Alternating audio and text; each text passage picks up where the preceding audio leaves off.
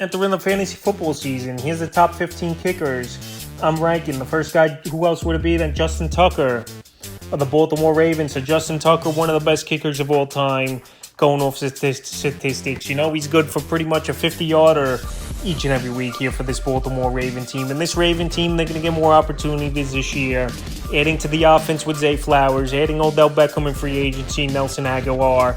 And now if Lamar Jackson's more motivated and he's under contract now to a big extension, another 5 seasons. That adds a good recipe for this offense and just more opportunities here for Justin Tucker. I know it might add a few more extra points than long field goals, but right now, Justin Tucker, once again going into the year's number 1, number 2, Taiwan Bass of the Buffalo Bills. So this Bill team, one of the best offenses in the league, and I think they're getting disrespected a little bit going into the year here. A lot of people writing them off and picking the Jets to win that division, and the Bills not really to make a run deep into the playoffs. I know last season they got bounced, was this Bill team pretty early in the playoffs, but I think this season's a season of vengeance for them. And Taiwan Bass, he's been one of the better kickers over the last few seasons, and you know he's going to get 2 or 3 field goal attempts per game, and you know most likely he's getting 3 or 4 extra points per game as well. So right now it was tough between him and Harrison Butker, but I believe Bass is a better kicker. Definitely from long range he's better, and he's been injury prone as well a little bit, is Butker.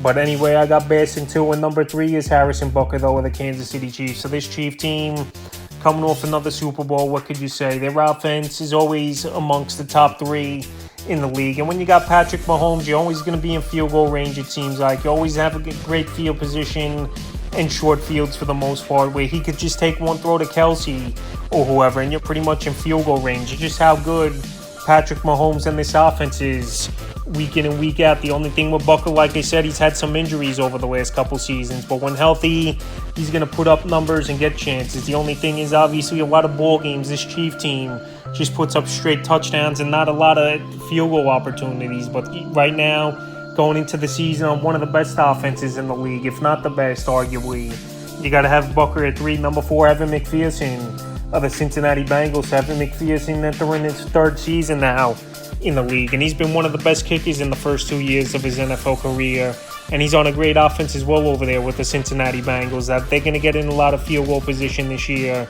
They're going to score a lot of points once again with Joe Burrow, Jamar Chase, T. Higgins, Joe Mixon as their main men on the offense here. And this is what I mean, this Cincinnati Bengal team, I turned this franchise around in a couple seasons drafting Joe Burrow and Jamar Chase, and now the opportunities are there for their kickers. And McPherson, we know, has one of the best boots in the league. He could kick a football up to 60 yards through the uprights, and we've seen him do it over the first couple years of his NFL career. So once again this season, it's going to be a high-powered offense. Many opportunities are going to be there for McPherson, and I got him at 4. Number 5, Young-Ho Koo of the Atlanta Falcons. I know this Falcon offense isn't a great offense, but they are an offense over the last few seasons that's had amongst the league leaders in field goal attempts, and they do play indoors as well, obviously. And this season, 11 ball games are going to be indoors here for this Atlanta Falcon team, so that's a big factor, especially for kickers, obviously. And Young-Ho Koo, he's another kicker that could hit it 50, 55 yards easily. This Falcon team, they don't punch a lot of balls in the end zone, and I know they got good playmakers, Drake London, Kyle Pitts. You draft the stud running back Bijan Robinson in the first round this season, but I still think with Desmond Ridder, this could hold this team back here from putting up a lot of touchdowns, and there's going to be a lot of field goal opportunities though. So once again this season, I think Koo has a great year, and I got him at 5. Number 6, Daniel Carlson of the Las Vegas Raiders. So Carlson, he was amongst the league leaders at the kicking position this last season, and this year once again he's going to have a lot of indoor ball games. Obviously at home they get the 8 and 9 ball games, so this season 12 indoor games for Daniel Carlson, and that's a kicker's haven, obviously, to have 12 ball games indoors. So right now we know he's one of the best kickers in the league. We know he's got a long boot over the last few seasons, and this Raider team with Jimmy Garoppolo at quarterback, we know Jimmy G as well with his offenses. There's a lot of times they don't finish the drives and they got to settle for field goals. So right now with those factors, and we'll see if Josh Jacobs returns or not here as training camp is winding down, I think this Raider team might have to settle for a lot of field goals. And like I said, to have 12 ball games indoors this season is a huge factor for a kicker. And I got him at 6. Number 7, Brandon McManus of the Jacksonville Jaguars. So McManus, he had a solid career over there with the Denver Broncos. With the Broncos, they wanted to move on. And now he goes to Jacksonville. And to be honest, Jacksonville, one of their problems over the last few seasons, has been going through a carousel of kickers as well for them. So right now, he's with a good Jacksonville team up and coming. I like this offense a lot here. Trevor Lawrence entering his third season. He was great last season, taking the next step. You had Calvin Ridley, who I think could be a monster breakout candidate and be a true number one wide receiver for this Jacksonville team. Christian Kirk, solid first season there. Zay Jones, Evan Ingram, Travis Etienne, Tank Bigsby. So this offense has the making, obviously, of getting a lot of field goal attempts and getting in the red zone early and often with a young offense, obviously, over there in Jacksonville. I think they're the favorites right now to win the division over there in the AFC South is this Jacksonville Jaguar team. And I just like them making the team. And we know McManus, kicker, that his kicking range is unlimited. Obviously, the altitude in Denver helped him out a little bit. But even here in hot Jacksonville, that ball's going to carry.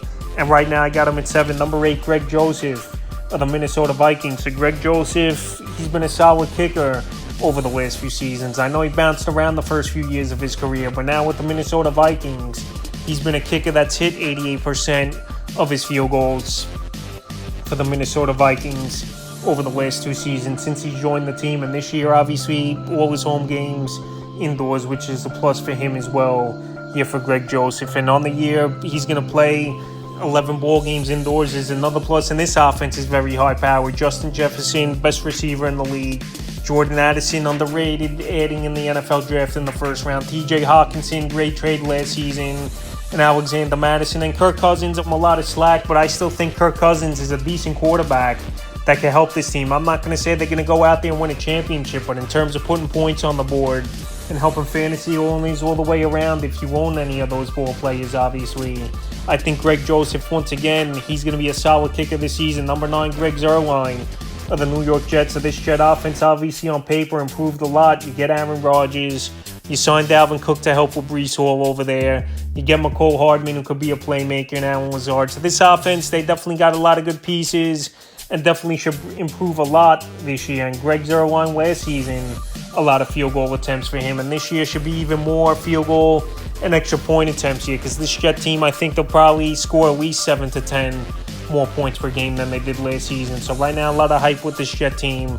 Greg Zuerlein, he's a kicker that's always had a big boot in his career, going back to the Rams, a couple seasons with the Cowboys, and last season he converted 82% of his field goals with this Jet team. So now with this Jet team getting a lot of weapons to their offense here, and obviously Aaron Rodgers leading the way, more opportunities will be there for Greg the Leg. And I got him at 9, number 10, Jason Myers of the Seattle Seahawks. So Jason Myers, he didn't do much over the last few years until last season, where Geno Smith came in and he really took this offense to a different level, believe it or not, with Russell Wilson getting traded to the Denver Broncos. So right now, this offense is high-powered once again.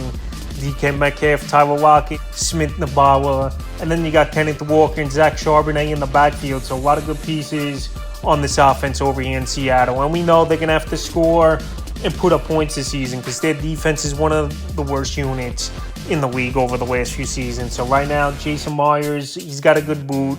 He's an accurate kicker. And this season, once again, I think we're going to see a lot of good opportunities here for Jason Myers. And I got him at number 10. Number 11, Graham Gano of the New York Giants. So Graham Gano, he's been a very accurate kicker and a solid kicker for the New York Giants over the last few seasons. And this Giant team last season, there were a lot of drives they didn't finish off in the end zone. And we saw Graham Gano have a lot of double-digit ball games last season. So right now, this New York Giant team obviously added some decent weapons to the offense. You got Darren Waller now.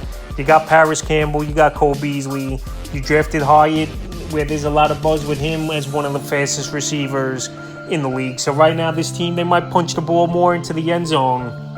But I think still 2 field goal attempts per game and possibly 2 or 3 extra points per game will be there on the table here for Graham Gano. And like I said, double-digit fantasy points over the last few seasons. He's been putting them up every other week, it seemed like. So right now, I like Gano at 11. This Giant offense is upgraded a little bit, and I think he has another nice season. Number 12, Cameron Dicker of the Los Angeles Chargers. You want to talk about a high-powered offense, and an offense that definitely could take the next level this season and get a lot of field goal attempts and extra points. It's this Charger offense. They're loaded this year.